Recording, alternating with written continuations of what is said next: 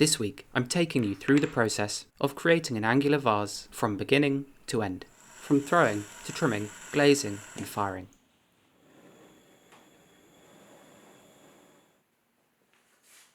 This process begins, as always, with a lump of soft stoneware clay. This particular body is full of red iron oxide, hence the pinkish tone it has, yet once fired it changes to a more grey-brown tone with flecks of iron littering the surface. This rhythmic procedure of folding and rotating the clay is called spiral wedging, and it pops any tiny voids of air trapped inside and blends the body so it's one smooth, even texture, which is precisely what we need for throwing on the wheel. This larger lump is then divided into smaller ones to throw with, and these are given another quick wedge just to bring together the amalgamated pieces. I'll be throwing and trimming on my Roda HMT 500 potter's wheel. I tried to keep the selection of tools I use to a minimum, as really for this initial process of throwing, it's your hands which are the most important element. Warm water to throw with, too, especially in the colder months.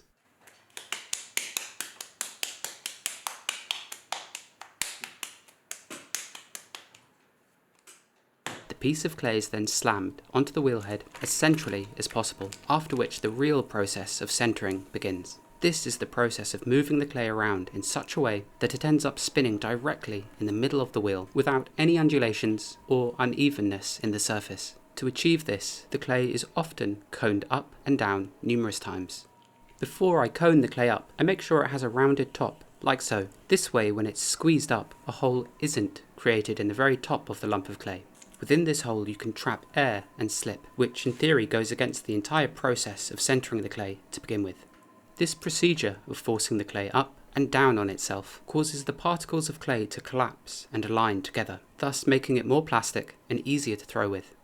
I then insert my thumb and index finger to begin shaping the pot. In this case, I'm pushing them down so there's about ½ centimetre of clay in the very bottom. I then slide these digits out horizontally to create the internal base of the vase.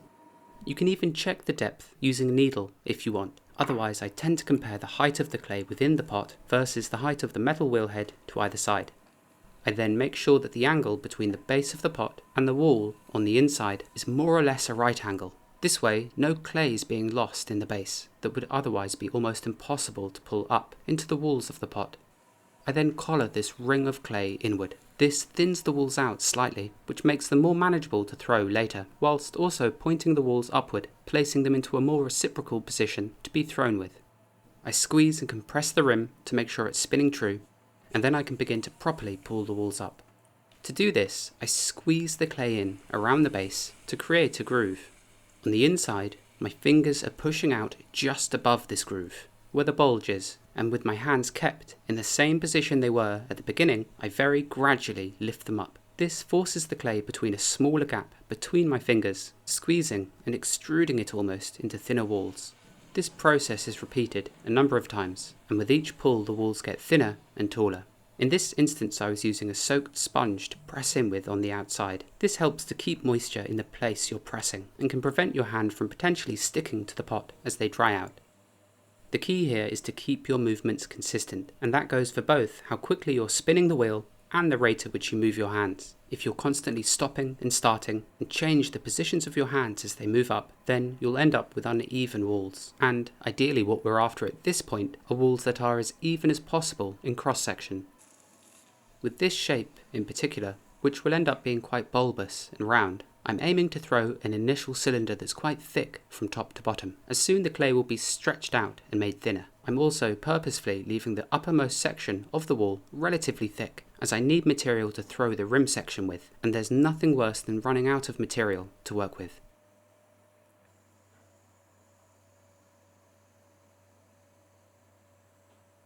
Now that I've thrown the basic cylinder, I can begin shaping it properly. I start at the bottom, pressing in and pulling up, but this time I'm pushing out considerably more hard from the inside. This way the pot begins to belly outward.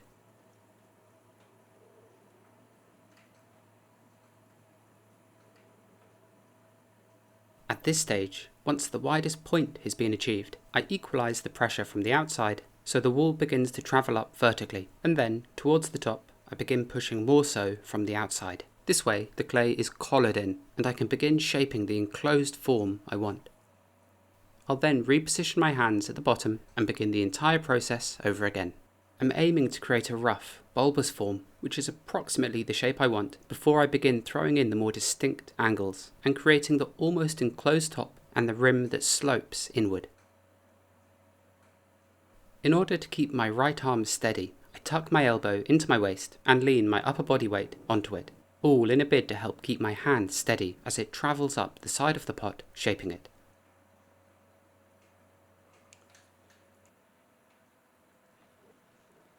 Before I begin refining the pot further and enclosing the top, I remove all the water from inside the vessel, as I don't want to trap it in there. If too much water is left inside a pot as it dries out overnight, it can oversaturate the clay and cause the base to degrade, and with that done I can begin to finally shape the pot. To do this, I rest a brass kidney just on the surface of the vase, and then from the inside I push the clay out against the metal edge, rather than simply forcing the metal tool into the clay. By doing it this way, from the inside out, less stress is imparted on the pot, as there tends to be less that can go wrong, as the metal won't stick to the clay quite so easily.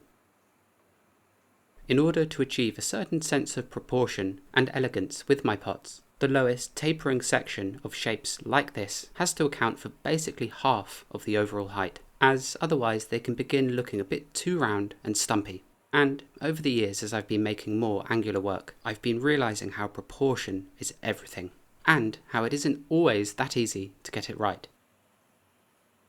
Occasionally, when throwing the more distinct angles in my pots, there comes a time when using a heat gun or a gas torch is necessary.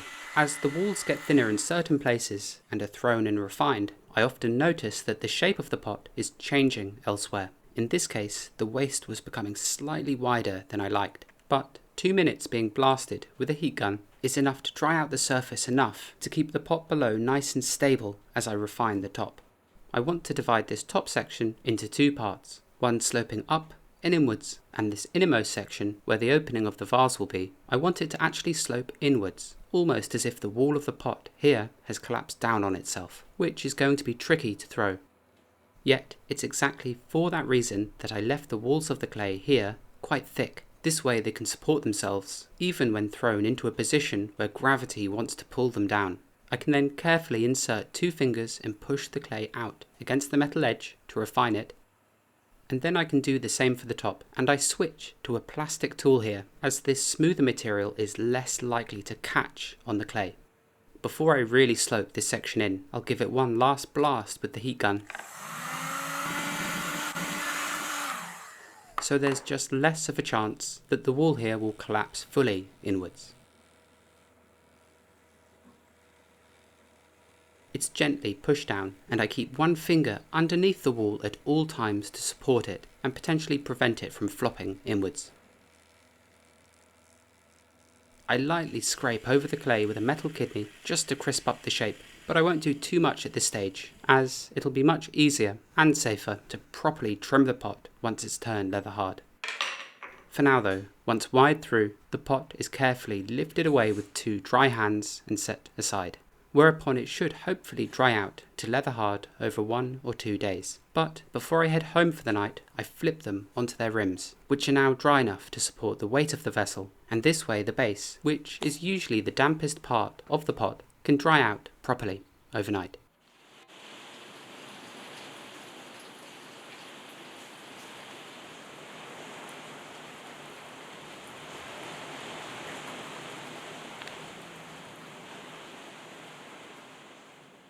Leather hard is what we cool pots when much of the moisture has left them. They can now be picked up and moved around without my hands deforming them. They feel cold and damp and, well, almost leathery, and it's at this stage, once they've dried out all the way around to the same consistency, that the pots can be trimmed and refined.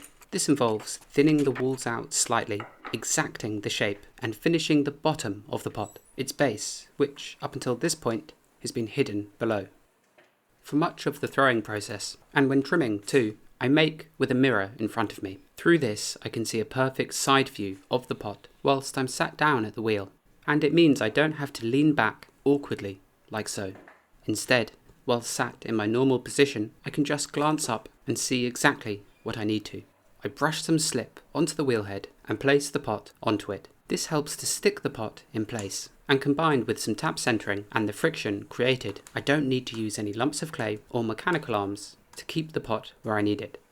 Now there is a very subtle undulation to this piece, so when I center it, I'm centering the opening and not necessarily the walls themselves, as I'll be able to quite easily trim those back to being true, whereas I can't really alter the opening, as if I remove clay from it and widen the opening, the entire nature of the pot will change, and proportionally the size of the hole is really important.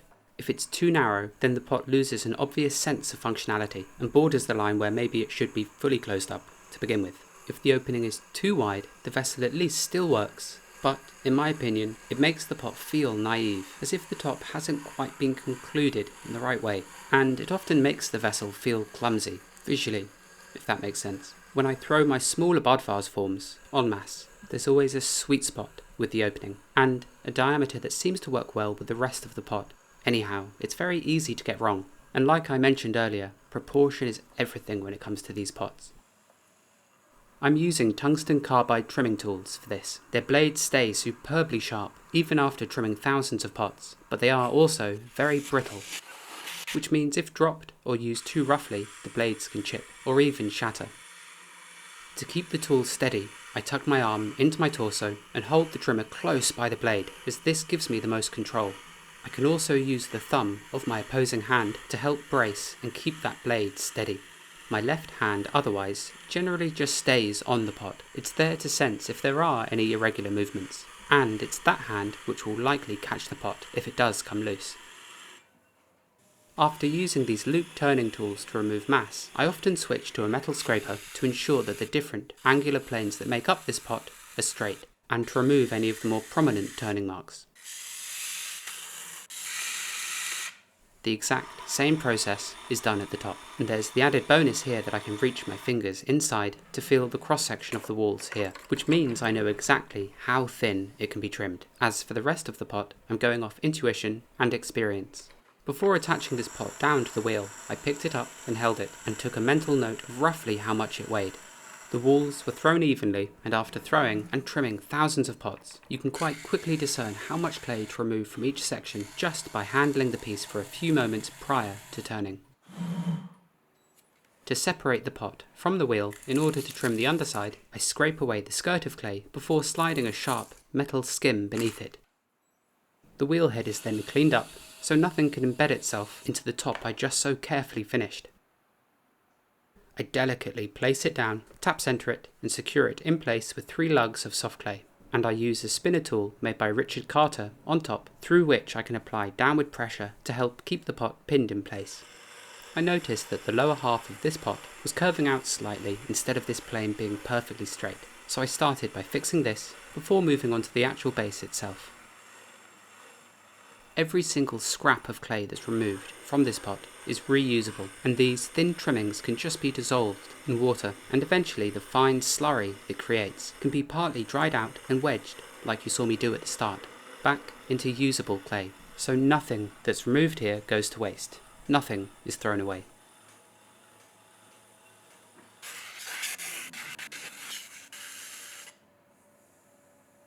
With the walls finished, I can turn my attention to the bottom of the vase. Despite this portion of the pot being hidden for most of its life, it should still be finished with ample care and attention. It's often an area where the last bit of excess weight can be removed, and there's also a good chance it's the first place another pot will look if they pick up and hold this piece. That's what I do with any handmade pot I hold, at least. Perhaps most importantly though, the base of a pot should never feel like it's been forgotten. Its finish and appearance should match the integrity of the rest of the vessel.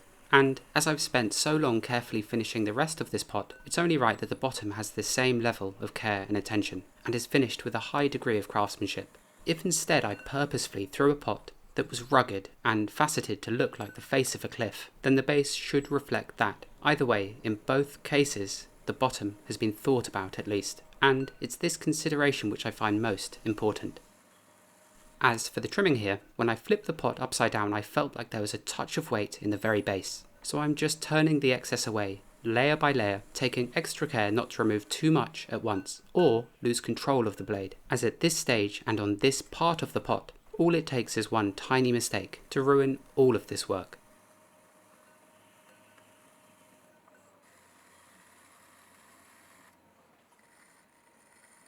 Before stamping the pot with my maker's mark, I just soften these lines around the base using my fingertips, which makes them less susceptible to being chipped. And finally, I stamp the bevel with my maker's mark, rocking it around gently so it leaves a clear impression. That's one pot trimmed and finished for now, although I still have 2 others to finish, and then these pots need to turn bone dry before they can be bisque fired. If I immediately placed these pots into the kiln and fired them when they were still damp, then they would quite literally explode, as all the water content left in them suddenly turns to steam, shattering the pot into thousands of tiny pieces. But that won't happen if they're allowed to dry out properly, and I'll leave these pieces up high on a shelf for a week or so, and once they feel dry and not damp anymore, they can be loaded into my electric kiln.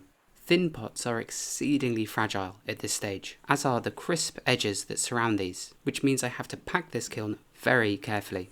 For this firing, the pots can be packed touching, as at 1000 degrees Celsius, this stoneware clay body won't melt, fuse and stick together, so I can pack the pieces really densely, placing them inside one another and stacking them. In fact, these kilns fire better the fuller they are, and the more densely they're packed, the more cost efficient each firing is, so I always wait until I have a full load before packing and firing it.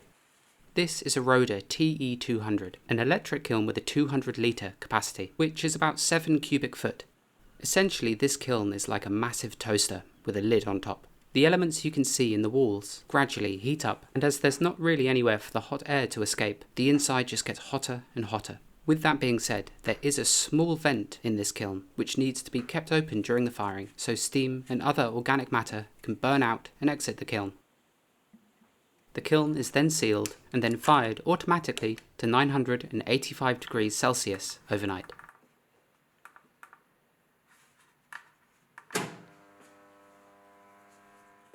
Two days later, once the kiln has cooled down, it can be cracked open and unpacked. The pots at this stage are still warm to the touch, and they've changed from being inconceivably fragile to being much stronger and porous like a sponge.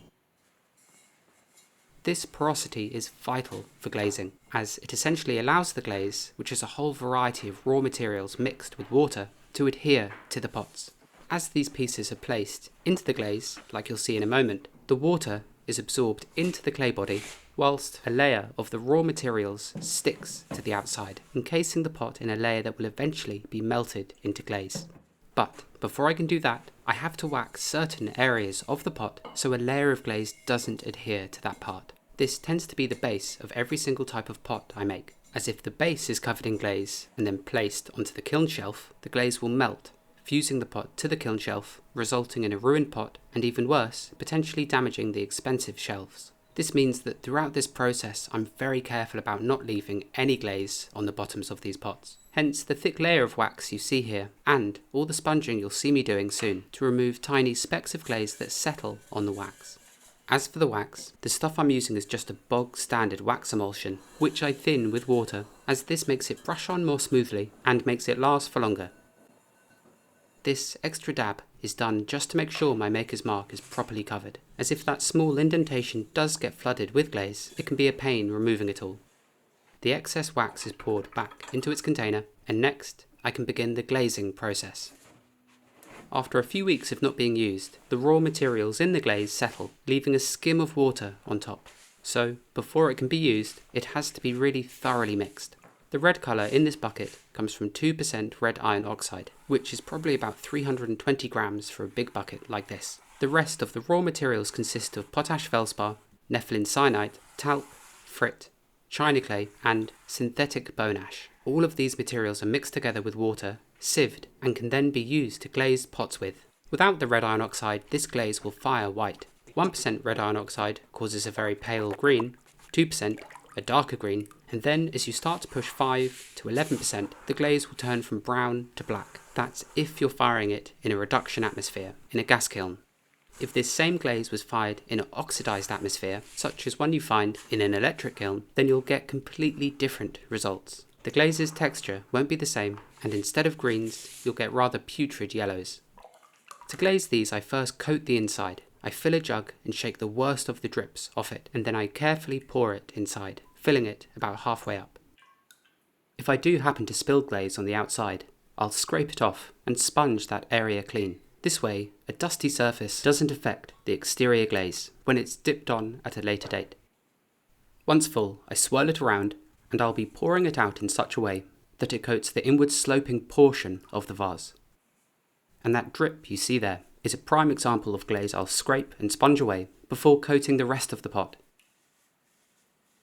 With a shape like this, it's really difficult to pour all the glaze out, but as I swirl it around inside and the layers of glaze quickly dry, this should mean that the glaze is adhering to the sides of the interior shape rather than all flowing to the bottom and gathering in a thick pool.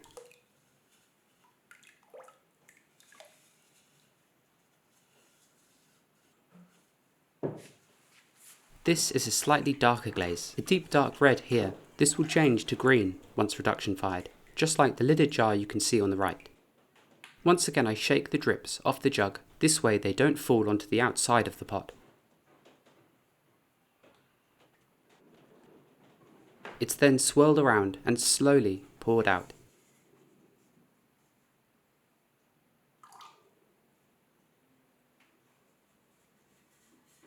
I try to go around a number of times. This way the layer of glaze becomes thicker and thicker.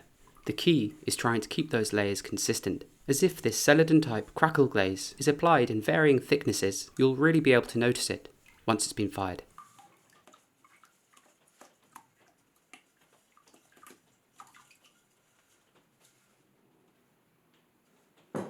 A few days later, once the water saturated clay body has been given time to dry out, I can dip the outside. To do this, I hold it through the hole at the top and then submerge it just up to the top, pushing it under with the fingers of my left hand.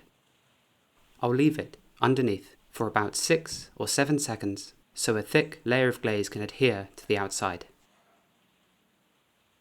It's risky gripping the dry glaze like this as it's so fragile and delicate, but as long as my grip stays consistent and I'm not scraping the surface or knocking it, it should be fine.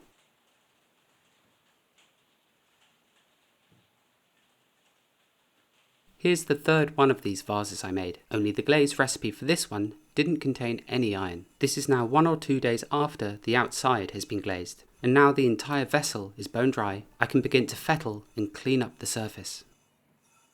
And it's here, at this edge around the top, where the poured and dipped surfaces meet, where the most attention is required. I use this flat metal kidney to scrape away any high points to make the surface of glaze as flush and even as possible, all the way around. The neater the surface of glaze is at this point, the better and more professional it'll look once fired. That's for this particular glaze anyway. I then use my fingertip, which is coarse enough to fettle over the surface to smooth it even further. The good thing about dipping the outside is that it leaves a very clean, even surface, so there isn't much tidy up needed for the majority of the outside, whilst the foot ring always needs a lot of attention. Even though it was waxed, glaze can still settle on it, and if I don't remove all of it, even just one small speck is enough to stick the pot to the kiln shelf during the firing. So I use a knife to scrape away much of the glaze off the wax, and then wipe over all of it with a wet sponge. And my aim is to create a very neat line between clay and glaze around the bottom. I do this task over a basin of water, in which I frequently wash my sponge and tip any other excess glaze dust into. This way I can collect all the waste glaze I produce, and it can be recycled back into the larger buckets at a later date, which I do by sieving it with some extra water to remove any impurities, such as wax that I've scraped off or tiny specks of bisque-fired clay. It tends to be that the glazes that contain some red iron oxide, even just 1 or 2%, settle in a neater layer as compared to the white. For reasons that I'm not entirely sure about, this means that typically I have to spend less time tidying these pots up. Additionally, as red iron oxide is a flux when reduction fired, it tends to flow and move more around the pots it covers, and it means the more subtle irregularities can sometimes just melt and deal with themselves, although that doesn't stop me from tidying them up just as much as the white.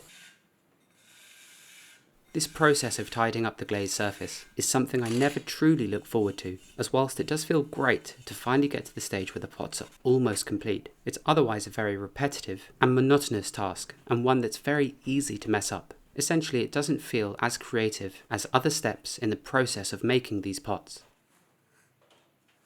And here's the last of the trio I've made. This one is coated in a pale green crackle glaze, although it's coloured pink at this stage as it contains 1% red iron oxide. And with all the glazing finally done, a process that can easily take a week or more to get through everything, it's time to pack these into my kiln and glaze fire them. This is a Roda KG340 gas kiln, which, like its name suggests, has a capacity of 340 litres, which is about 12 cubic foot. The bottom layer is always filled with a real mix of pots, from pieces that are being fired for the second or third time that are coated in yellow ochre iron oxide. For this lowest layer to fire evenly, I place taller pots to the left and right and lower pieces towards the centre. This way there's some space for the flames to move around the bottom layer and heat it properly. For this firing, as compared to the last, it's vital that the pots don't touch each other, as otherwise the glaze of two pots will melt and fuse together, and the only way to separate them will be to snap them apart. So I leave about 2 to 4 millimeters between each piece, as I pack each layer as densely as I can. I also need to be quite careful about how I handle the pots at this point, as if I hold a piece with a pink glaze and then immediately pick up and pack a white pot, there's a chance I'll get pink fingerprints on the white, and those can show after the pots have been fired. The yellow is even worse for this, so I keep a damp sponge nearby, which I'm constantly cleaning my fingertips on. Every shelf is held up by 3 ceramic props like this. 3 tends to be more stable than 4, as they act like a tripod. But before I start packing a new layer, I quickly check its stability by testing to see if it shakes and making sure the props underneath are straight. These particular, very thin kiln shelves are made from silicon carbide, and they're exceedingly light and don't bend or warp whatsoever, which is something I can't say about my previous set, which are made from a similar material as the props. The old shelves would bend even after just 1 or 2 firings, which makes firing flatware like these plates nearly impossible, as the plates would conform to the uneven surface they're fired on. Thankfully, these shelves don't sag whatsoever and can withstand temperatures of 1400 degrees Celsius, which is 100 degrees hotter than I fire to anyway, so these should last a really long time, provided I don't drop one, at least. And it's in this top layer I can begin packing my new angular bud vases, which you've watched me make. The next day, before the sun has come up, the kiln is lit, and it's always lit with the doors open. This way gas can't accumulate in the chamber and then suddenly ignite, which can potentially cause an explosion. I seal the door tightly and then usually move on to drawing out the kiln chart and have my breakfast. During these early stages of the firing, the temperature is gradually risen bit by bit just by increasing the gas pressure. Unlike my electric kiln, this kiln is operated entirely by hand, which means I need to be present for the 9 hours it takes to fire this. I can do other jobs, like throwing or glazing, and I simply check the kiln every 30 minutes or so, and adjust it as need be.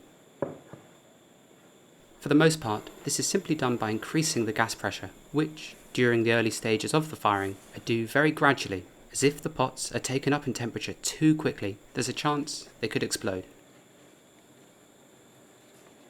This pyrometer measures whether the temperature is going up or down, but they don't measure heat work, and that's what these pyrometric cones are for, which you may have seen me pack into the kiln earlier. On the left is how they look before they've been fired, and on the right is how they look after being reduction fired.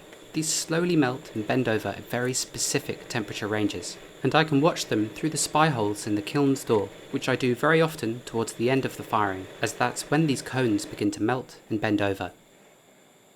Every 30 minutes, I log the time, the hour, the temperature, the gas pressure, the air pressure, and the position of the dampers, which we'll come to in a minute. This data is logged and kept from every firing I do, and this way it can be quite easy to replicate firings time and time again, as I can simply follow what I did for other, previously successful firings. At precisely 860 degrees, I initiate reduction. This is the process of placing the kiln in a state where there's insufficient oxygen inside the chamber for the fuel, natural gas, to burn efficiently. As a result, the flames inside begin to seek oxygen, and they end up taking it from the pots themselves, stripping it away from the clay and glaze, and thus creating colours and textures which aren't quite possible with an electric kiln. Once those pyrometric cones in both the bottom and top of the kiln have bent over sufficiently enough for my liking, it can finally be switched off, the final step in the creation of these vases complete.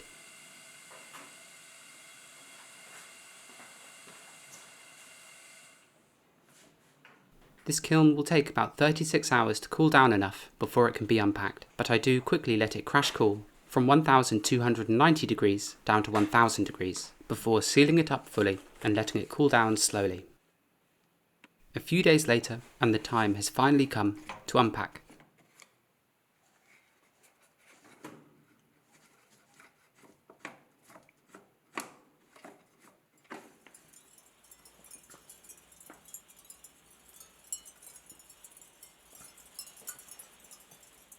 It's all still far too hot to touch, so after the door has been cracked open, I'll wait about 30 or 40 minutes before unloading it properly.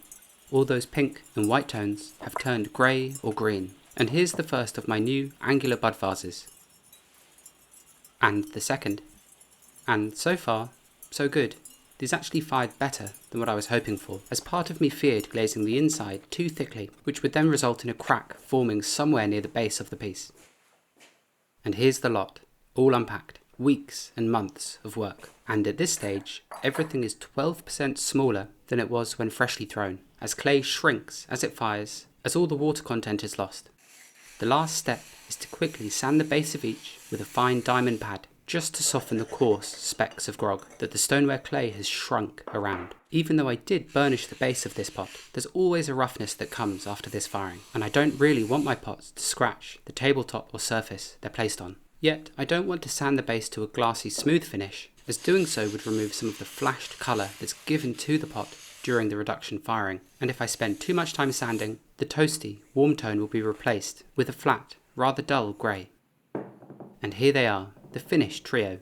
I really like these, although the top of the pale green and white pot have a subtle ring of discoloration to them. It's barely perceivable on this one, and I'm not entirely sure what caused it, but either way, all three work, and as vessels meant for displaying foliage or flowers, they make for a rather interesting and different form to keep them held up. If you've made it this far, let me know what you think, and thank you, especially, for taking your precious time to watch my films.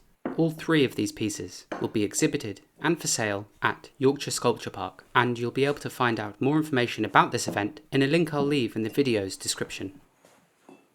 I've thoroughly enjoyed the process of taking a form from my range that tends to be less decorative and making it into something more. These shapes are almost quite sculptural too, with their tops looking almost like an iris.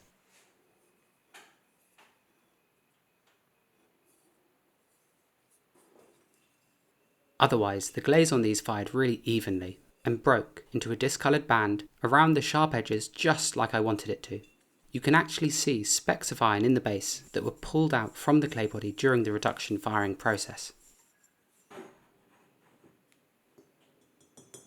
I hope you enjoyed this video. Thank you so much to all my subscribers who continue supporting my work. I hope you realise just how helpful you watching these videos is, as it all chips in to help support my business, be it the rent of my studio or the raw materials themselves used to make these pots. Thank you so much, and I'll see you next time.